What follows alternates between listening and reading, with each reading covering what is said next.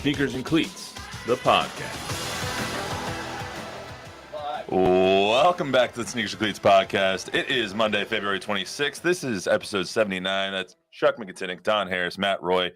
I hope everyone is having a good day, and we are live today. So if you are joining us live, I'll do my best to not drop my second F-bomb on the podcast. What happened? That was like 2 weeks ago, Chuck? It took 75 episodes, and I finally did one? Yes, the question is, did anybody stick your hand out and smack it with a ruler? No, not that day. There you go. That would have been your job. What was the context? It was right at the end, and I said, I don't know, it was something about Devin Vassell. I was telling Devin Vassell to pass the freaking ball. Oh, and yeah. so, that's understandable. See, that's what I'm saying.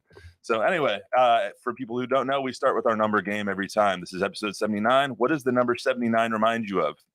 I put Forrest Gregg down. Nothing comes to mind. That was a little out of left field with the Forrest Gregg thing because I wasn't aware that he actually at one point did wear 79. One season. It's got to be Jose Abreu, right? I mean, can you think of anybody else? I mean, Don will. Don will. I know he will. So, how about a Dallas Cowboys Super Bowl MVP? Who? Harvey Martin. I didn't know that. Of course you did, because you weren't born. Yeah, exactly. Why would I know that? But how did I know Forrest Gregg then? That's what I'm saying. If you know Forrest Gregg, then you got to know Harvey Martin. Well, you know Forrest Gregg is a Packer. He played one season with the Cowboys, and he won a Super Bowl in 71. So, I mean, Jose Abreu is the other one, though. Okay. Jose Abreu is 79. He now a Houston Astro, obviously, longtime White Sox. White Sox? Is it plural? White Sox? Anyway. White Sox guy. Yeah, White Sox guy. White Sox player. Not a lot of other good 79s, though. None in the NBA. Really, not a lot of really good ones in baseball. You got a good one on here, though. That Forrest Gregg, obviously being one of them, but Lou Graham winning the Valero Texas Open. I got a story about that. Do you really? Shocker. Okay. Go ahead. No, you first. I'm 14 years old. At the time, I was playing middle school golf, and there was about a 3-year stretch where me and Wesley Putman and Tim Howard, a couple other guys, our moms would write us notes sick to get us out of school on like the Thursday and Friday of the Texas Open. We got badges from, I think, Tim Howard's dad. And we would go down to Oak Hills. They would drop us off at the Dairy Queen on Fredericksburg. And we go into Oak Hills, and we would just have the run of the place. That's where I got Lee Trevino's autograph, where he screamed at me for going on the practice green. And that weekend, like on Thursday, we were just going around looking at different groups, and we befriended Mrs. Graham, hole to hole. And we would see her on Thursday, and then we saw her again on Friday, and we would walk a couple of holes with her as just little nice kids talking to her. Her husband was doing well. So we kind of became her little cheering, like we walked with her. So we felt like we were part of the family when he won on Sunday. It was really cool. I wasn't there on Sunday. You know where it was played in 79? Oak Hills. Yeah. Of course. I mean, I was telling you I was there. Oh yeah, it was kind of I didn't realize that the Valero had been played at so many different places. Like it used to be played at Brack, right? Long time ago. Yep. Long time ago. Then it went La Cantera and then over to TPC, I think. It went to Oak Hills for all throughout the 70s and 80s. Right. And 90s. It was at Oak Hills for a long, long time. See, I thought you were going to come up with Lou Graham from Foreigner. Who knew that Lou Graham from Foreigner was an avid golfer to begin with, much less a good golfer? Now we have it in the background here. I want to know what love is. Some other stuff that happened in 79. The great one, Wayne Gretzky, scored his first goal ever in 1979. ESPN debuted in 1979. They became the worldwide leader and something we all know and love now. Great year for Pittsburgh. The Pirates won the World Series in 1979. Steelers won the Super Bowl. Family. And the Sonics beat the Bullets in the NBA Finals. So, Don, the Spurs lost in the Eastern Conference Finals to the Bullets after having a 3-1 lead and became one of the first teams to ever blow a 3-1 lead. Which is also convenient because the Pirates actually became the second team ever to come back from a 3-1 lead. Yeah. 3-1 definitely. All my sisters and me. Dave's we're really way getting back off the rails early. Yeah. All right, so Don, we haven't talked to you really since the All-Star Weekend here on the podcast. At least you were off the pod last week. I was off on Thursday. So give us a quick 3 minutes on your experience at All-Star Weekend and what it was like for Victor from your perspective. He was really busy, and that was the plan with his people. He debuted the Louis Vuitton stuff. He did 2 events, in the Rising Stars and the skills competition. They had him going all weekend long. It started with appearances on Thursday, the tech summit on Friday, where he was with the commissioner, practices, the events.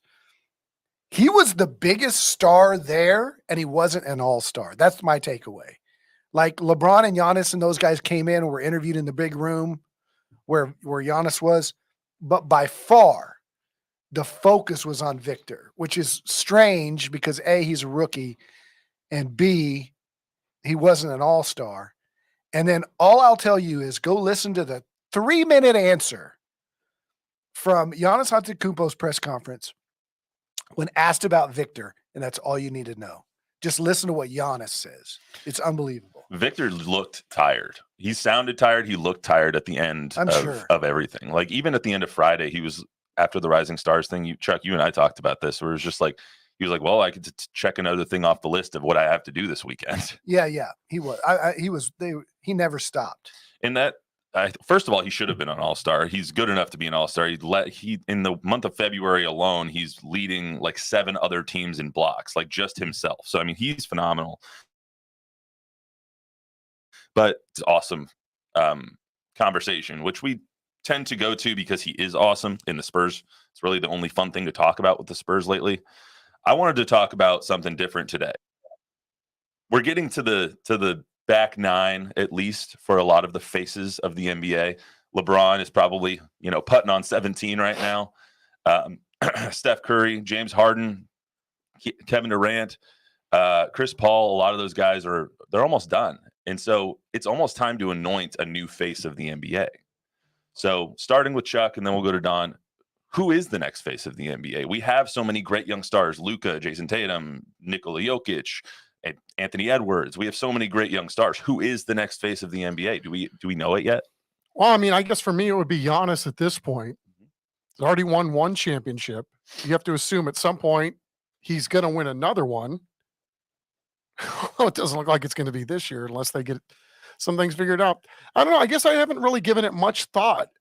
Tatum's another one. You named all the guys. Well, does it have to be somebody from a league perspective? Does it have to be an American-born player, or has the game evolved to the point where, because it's a global game, that it's okay if there are foreign guys that are the face of the league? Because I mean, most of the guys that you just mentioned aren't American-born players. I think the conversation stems from Jason Tatum saying, I think it's mine to take right now as being the face of the league. Because like LeBron is still a face, but he's going to retire within the next 3-4 years, probably, unless he just keeps defying father time.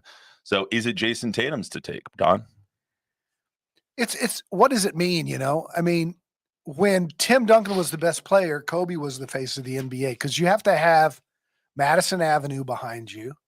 So you got to check that box. I'm not sure Jason Tatum has that. Steph does. Steph's on all the Subway commercials and all the, the Charles Barkley type Shaq. You got to be huge by Madison Avenue standards. Plus you have to win. I think Victor is the long-term face because he's likable. Some of these other guys, Luka Doncic is a great player, but he doesn't really embrace all of that. Joker is the best player in the NBA. His jersey's he doesn't want that. 20. He doesn't want it. No.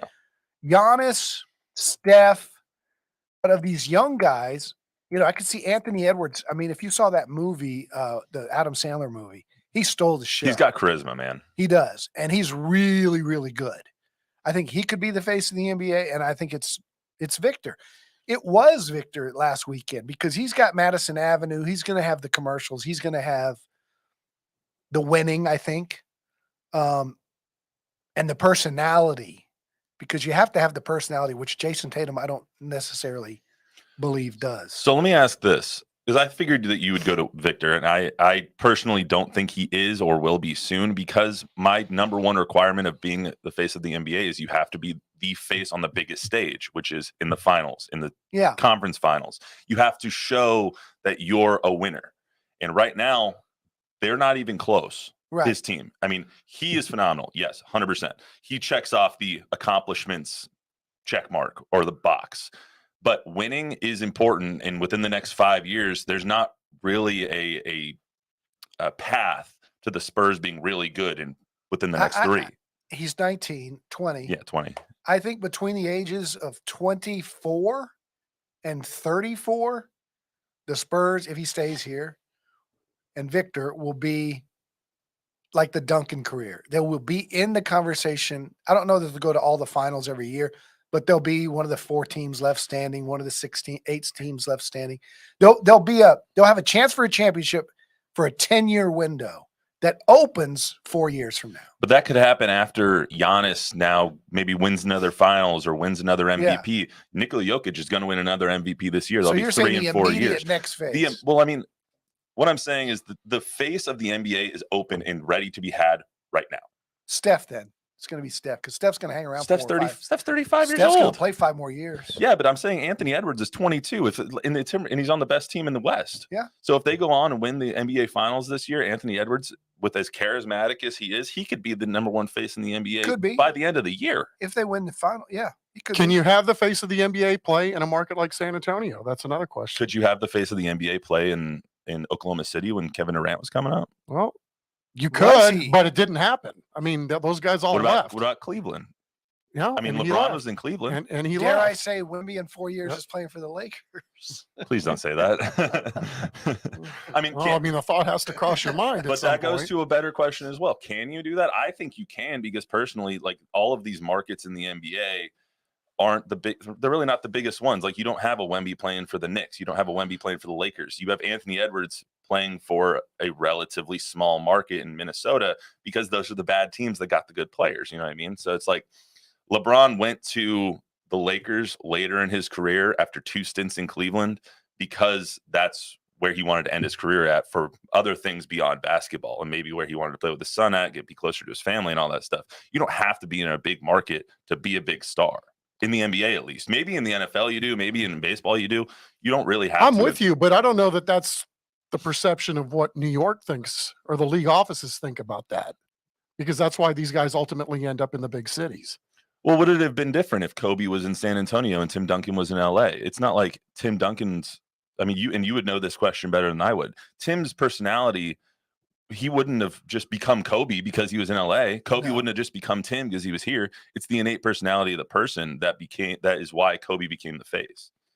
Yeah, I mean, Shaq was a big deal in Orlando, but he wasn't Shaq until he got to LA. But Shaq is also one of that most boisterous, charismatic person. Yeah. It takes on the character of that. So, like, I think when it comes to who the face of the NBA is going to be, you have to look, one, at the person that it is. Is it a charismatic? Is it a person willing to go the extra mile and be in the spotlight all the time, be on social media, be on podcasts, do these interviews, do these wacky things?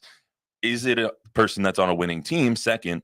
And 3, are you willing to go the extra mile to become what Adam Silver is going to tout you to be? Yeah, and that's why I think in time, Wemby will be, because he checks all those boxes. Tim did not. Tim didn't want it. Tim wanted to do the minimum media-wise, endorsement-wise. He wanted to concentrate on playing basketball. Wemby is more like Kobe and Shaq. He wants the attention. He wants to be in the dunk contest. He wants to be in the 3-point shootout. He wants shoe deals. He wants Louis Vuitton. He wants to be in commercials. He wants to be an actor after basketball's over with. Wemby wants this stuff that's required. Is San Antonio big enough for the league to make that happen with him here, or does he have to go somewhere else to get it? I don't know. It's a long way away. Does it say something like that? We're still asking the question, does the NBA want to basically commit to San Antonio in that way, even after they've won 5 championships and had probably a top 10 player of all time on their team? If you're good and you're contending for championships, you're going to be on television every week. The Spurs were with Tim, Tony, and Manu. They suck. That's why they're not on television now. It's not. I don't believe the TV market thing, that the conspiracy of Spurs fans from the 90s, the NBA doesn't like us because we're a small market. You win, you get a seat at the table. And so they've got to win first. And then they'll be on national television. I mean, they got, 19 more national TV games this year than last year just because of Wemby, They did get flexed out of a couple of them though after this first started sucking. and they should. Let me throw another name at you guys then. What about Ja Morant? No. Face of the league, it's hard to with all the baggage at this The point. baggage kills him. Everybody loves a redemption story. I mean, Yeah, I and he do didn't- he too. didn't And I like watching the guy play ball. Yeah, I don't know if you guys do, I but love I mean, he's one of those guys that you would pay money to go watch play. he didn't have an opportunity to have that redemption story this year, obviously, because he came back and then got hurt. But I could see him coming back next year and all the hoopla of like, oh, Ja Morant is back on the court and all this stuff. I could see him overtaking that because when he was healthy, when Desmond Bane was healthy, when Jaren Jackson was healthy, they were the 2nd seed last year. Do you want Ja Morant on television as your spokesman for your product? That's what will decide it. Chevy, McDonald's, Coca-Cola, Smiling Spots, right? And those people are not going to use Ja Morant. So if I gave you Anthony Edwards, Jason Tatum, or Ja Morant for the next to choose as the face of the NBA, who would it be?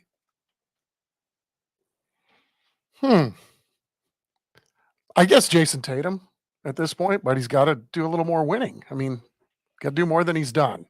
He's I mean, yeah, he's been to the finals. What, he was in the finals 2 years ago and then got beat by the Heat last year in 7. And he didn't show up in the He's got 7th some game. big spots, right? He's got some big endorsement deals. He's got a couple. He's a Subway guy. The Yeah. Subway, I feel like Subway has everybody right now. So It's but- him or Ant's behind him. I think it's an interesting conversation because we're on the back end of so many historically good players that it's like, okay, who wants to be that guy right now? And the superstar, the biggest player in the NBA right now, the best player in the NBA is Nikola Jokic, and he's not. He just wants to go bet on horses and ride his horses around Serbia. So it's like, Yeah, what are you gonna do? very much like Tim Duncan. What else does it say about the league? It's very much like Tim Duncan. What else does it say about the league that I wrote down 9 names there? 4 of them are foreign-born players. What does that say about the status of the NBA right now? I mean, Luka, Nikola Jokic, Giannis, Wemby, all of them foreign-born players, and all of them vying to be the face of the NBA. Does that help them? Wait till you see the top 10 prospects for the 2024 draft. I know. Did you look at that mock draft earlier? Holy cow, man. There's one that's from Ron Holland from Duncanville Mhm. is like the lone American. Like Wemby could put 3 French guys from his junior teams. Like 3 of them are the top 5 picks coming up. Yeah, no. French kids. I was looking at the 2025 mock draft, and it was like Spain, France, Serbia. Like it was just going down the They're list. doing it They're all 18 years old. They're doing it better. I think this kind of stuff sorts itself out with winning, But right? If somebody gets on a roll and starts winning multiple championships, then that's where the league's going to go. Yeah. It'll be an easy sell. So let's say Nikola Jokic in the Denver Nuggets win again this year. He'll be a 3-time MVP, 3 in the last 4 years, and they'll be a 2-time defending NBA champion. You would think the face of the NBA is then going to either be him or Jamal Murray. You would think, but I mean, it's like watching promos at the beginning of the season when the league was hyping itself and they had all these different players that were in the promo, and there was one little shot of Jokic in there, and it was in there very, very briefly, and it was buried amongst the other faces of the league. God, that as you like to reminds me call of them. those So, ABC Opens for the finals, remember? And they would start in the 50s and show Russell, and they would go to Dr. J, and we'd be like, right? there's one team that won, 5. Yeah, Where's the shot of Tim Duncan? exactly. Do you think that this is I'm getting off on a tangent now, but do you think that hurts Tim Duncan's legacy that he wasn't that boisterous? Like people will often leave him out of the top 10 players of all time, which is no way he should be left out of the top 10. But because they don't even know some stuff about him. Those who know. But yes, the younger generation that ranks things like Kobe ahead of Tim or Shaq ahead of Tim or Jesus, Larry Bird. If you tell me one more time that Larry Bird is higher ranked in the top 10 than Tim Duncan, I'm going to, bang my head against the wall. Yeah. Yes, but they think that. And Yeah. I'm guarantee you it doesn't cross Tim Duncan's one mind. No. Tim Duncan knows what he did. I mean, he doesn't need anybody telling him. I don't think he's thought about it for a while. Could care less. One other thing I wanted to talk about with the Spurs, I didn't put it on the rundown because it's absent-minded, but last night, Keldon Johnson got pulled from the game because he fouled Lauri Markkanen on a 3-point play or a 4-point play, fouled him on a 3-point shot, and it ended up being a 4-point play. Pop didn't talk after the game, but the assistant coach that did said basically we got to try some new stuff. It's consistent mistakes. Don, what did you think of Keldon being pulled out of the game and like the new kind of? This is the first time we've really seen punishment outwardly like that. Good old Pop, man. That's the way it used to be. Malik wouldn't play for a month if he did something like that. Right. Is that what? Is that what they need? Yeah, and it's too little, too late in this part of the season. We saw it was on the video board the other day, right, when they briefly came home for practice. And again, I just don't know how that this is not making a bigger deal at this point. This was on the video board while they were practicing. So the media's let in. They know what they're doing when they have something like this on the video board. It says goals. Okay. Can you read these? Because I don't have my cheaters. Number 1, Thank you, Paul. best we can be. Number 2, play for each other. Number 3, be responsible to your teammates. Number 4, be unselfish. Number 5, accept roles. That should be number 1. Number 6, figure it out together and do it with class. There you go. So did they say the quiet part out loud? I mean, I think it's all right there. It wasn't to win more ball games. It wasn't to, see if we can make a push to get the goals are to be selfless, right? Or And am I to reading accept this your wrong? role and to play for each other and to be responsible to your teammates, all of which Vassell, Sohan, Keldon. I'm glad you actually brought that back up because I was listening to you guys you and Zach talk about this on Thursday because I'm an avid listener of the Sneakers and Cleats podcast. Because you have to be. No, because I want to be. Yes. Someone goes back and you watch the film, Right.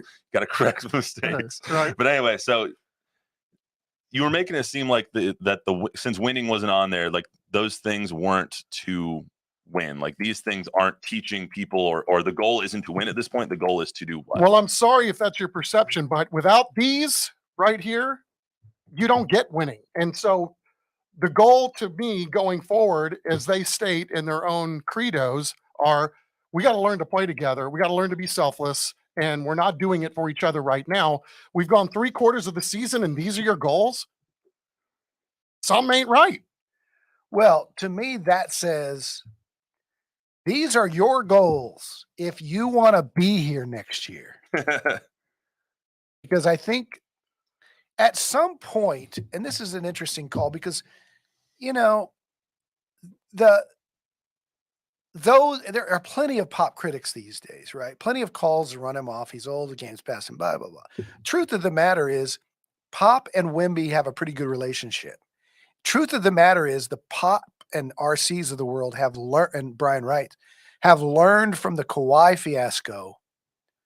They're not going to make that mistake again. They are going to be in lockstep with their star. And Wemby, whether it's public or not, and it won't be public, will decide who's going to play with him in the future long term, what trade pieces, whatever. Wemby's a good kid. He's a good teammate. He's a good friend. He's young. So he comes in here, all for one, one for all. I love Wemby. I mean, he says, I love Devin. I love Keldon. I love Jeremy. 70 games into a season where you're winning 11 and you're not getting the rock and you're frustrated at some point, as much as they're telling these guys, throw him the dang ball, right? As frustrated as they are of hearing it, whether they do or whether not does determine whether they're going to be here. Because like Michael Jordan, like Giannis in Milwaukee this year, he ran off Drew Holiday to get Dame Lillard. He thought he had a better chance to win with Dame. He made that call. You don't make a trade like that without your superstar signing off on it, especially when he's going to determine whether he wants to stay in Milwaukee for the rest of his career. You check with your stars. Tim Duncan made certain calls. Tim acted like he didn't, but Tim Duncan ran off Steven Jackson the second time. Tim Duncan, worked with the team on what was going to be around them. He gave up money to bring in Richard Jefferson, and it was immediately buyer's remorse. So Wemby is going to have the say over who's going to be on this team. And that tells me we're trying to help you guys. We're trying to tell you what it's going to take for you to be here. and play with this guy who's going to the Hall of Fame. Quit doing the stupid stuff. And last night was a case where Keldon did the stupid stuff. Sit down. Tired of it. Should have happened earlier in the season, but I think it didn't because this generation of players is so soft. He didn't want to lose them. That was going to be my question. Like, why did we wait until 60 games in to do this then? Why did we go through a 19-game losing valid streak? Question. Why did we go through all of this stuff to begin the season and lose? We're now, what, 11-46, something like that? Why did all of that have to take place for you to bench Keldon Johnson when he fouls a three-point shooter? Why did all of that have to take place for you to play Malachi Branham a little bit more, or Blake Wesley, or whoever? You know what I mean? Like, why did we have to go through all of that? I think they would tell you they were trying to figure it out. They were trying to figure out if Jeremy Sohan could play point guard. That lasted way too long, that experiment. Mm-hmm. But and playing Wemby away from the basket, that lasted way too long as an experiment. There was a lot of stuff that lasted way too long. But it's easy for us to sit here and cast stones given their record. They're an easy target at this point. But I think it's fascinating that of all the things that you're going to list, and again, these things were out there so that reporters could see this is what we're dealing with. Mm-hmm. If, not to get more rebounds, not to be, to be better on transition defense. The goals were all about being a better teammate. So it's almost like, if I'm mischaracterizing the comments, let me know. It's almost like there's a problem internally with the players not picking their roles correctly. They're not picking up the culture that Pop is trying to set. And so now they're trying to show everybody else. It's like, okay, this is what we're trying to do. There's too much freelancing. We gotta, here are the roles. Here's what we've envisioned for this team.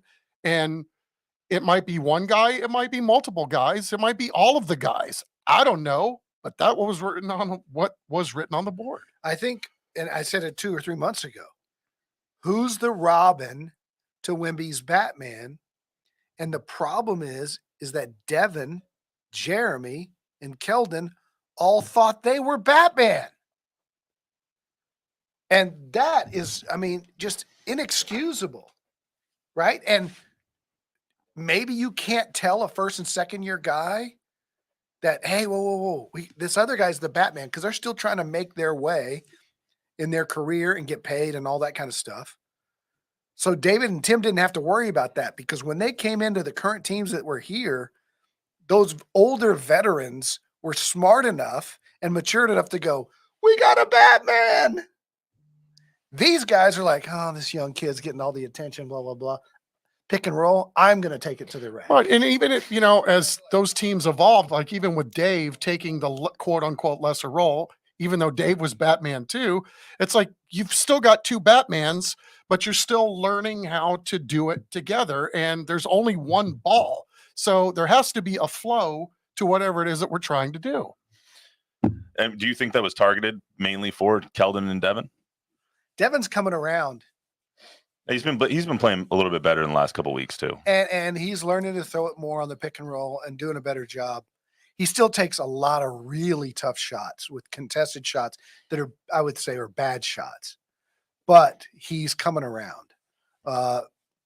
Jeremy's Jeremy. Keldon's Devin's going to have to be your third or fourth best player if you're going to contend for a championship. I think so they have to get better players, whether that's through the draft or veteran free agents.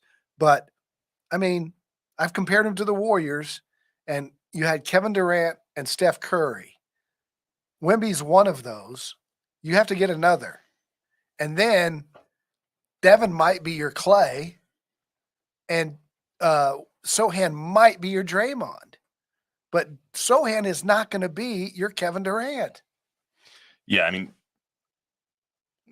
I was just thinking the Jeremy Draymond comparison. I was like, Draymond is like a one-of-a-kind player. He's made himself into something that is almost irreplaceable or can't be replicated. But he's a Swiss Army knife, and he's a hustle guy. He's a rebound guy. He's a scrappy guy, and he plays good defense. Jeremy can be all that, but he can't be your point guard. Like you want him to be like the Rodman to those Bulls teams. You want him to be like that guy. Yeah. Got it. We still need a Pippen here. I think that, Chuck, you're right when it says like those being on the board this far in for a team that is going to probably lose more games than they did last year when they had the first pick in the draft it does speak volumes. They're saying the quiet part out loud when that happens. Couldn't agree more.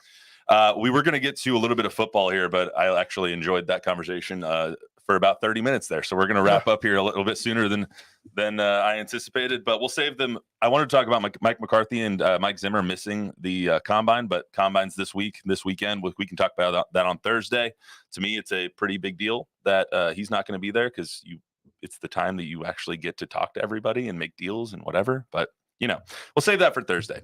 Anyway, thanks for everyone who tuned in live on the Sneakers and Cleats podcast. We'll try and do this a little bit more often. That's all we got for you today on this 79th edition. Shout out Cyber Bob. Shout out Louise. Yeah, shout out both of them for making stuff like this happen.